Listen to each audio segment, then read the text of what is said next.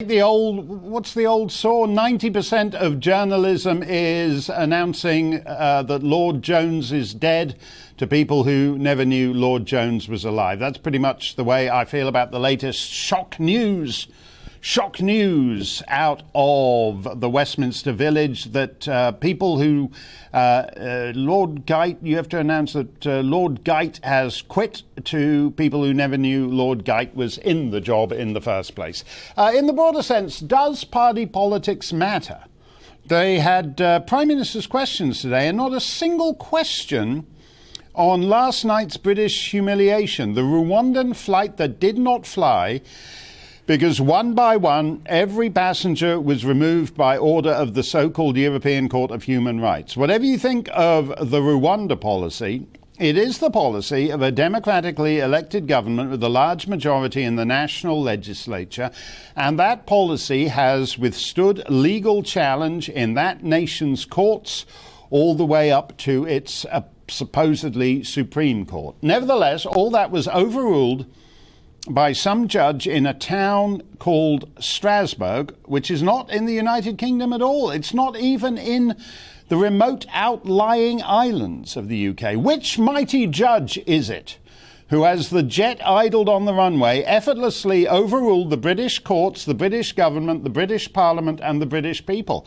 Well, we don't know, because they ain't going to tell us. Was it the Albanian judge, the Andorran judge, the Armenian judge, the Azerbaijani judge? I'm just going through the A's here, but I'm happy to work my way alphabetically all the way to the Turkish and Ukrainian judges. There is actually a UK judge on that court, but he comes absolutely right at the bottom after the Ukrainian guy.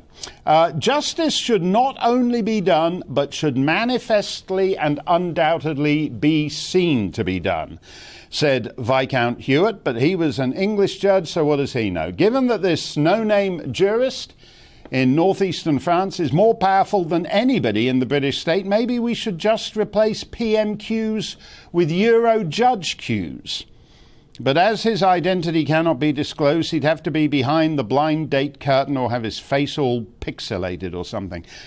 Jamaica, Tuvalu, the Falklands, Mauritius, Pitcairn Island, Kiribati, Brunei, and many others all have the advantage on us because their court of final appeal is Her Majesty's Privy Council in London, which at least holds court in public and puts its judges' names to its orders and decisions. No such luck for the mother country.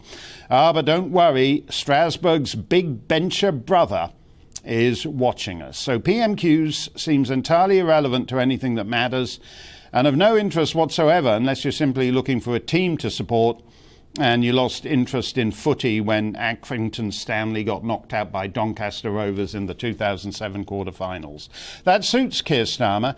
He can talk about trivia while all the unpopular leftist stuff that he really digs gets imposed by anonymous Albanians and Azerbaijanis. But the government's position is a little murkier. Yesterday on this show, Kate Hoey and John O'Sullivan both talked about credibility, which is vital.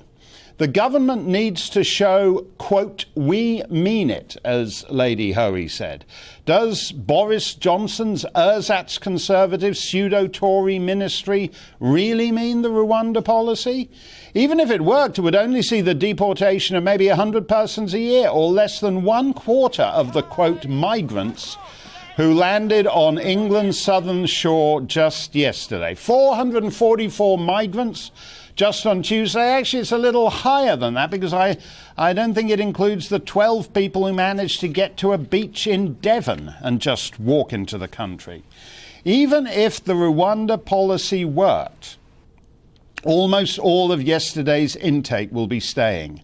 But that's not good enough. So even as 444 went through the express check-in, courtesy of the laughably misnamed UK Border Force, the last 7 deportees bound for Rwanda were voted off that plane one by one. 7, 6, 5, 4. It's almost like they're trying to rub our noses in the irrelevancy and the impotence of our political system.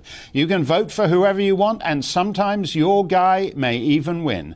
But there's an Azerbaijani in Strasbourg who knows better than you what's best for you. We have a sham simulacrum of self-government.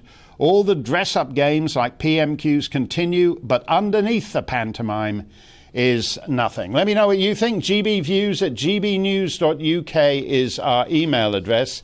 Neil Oliver is the host.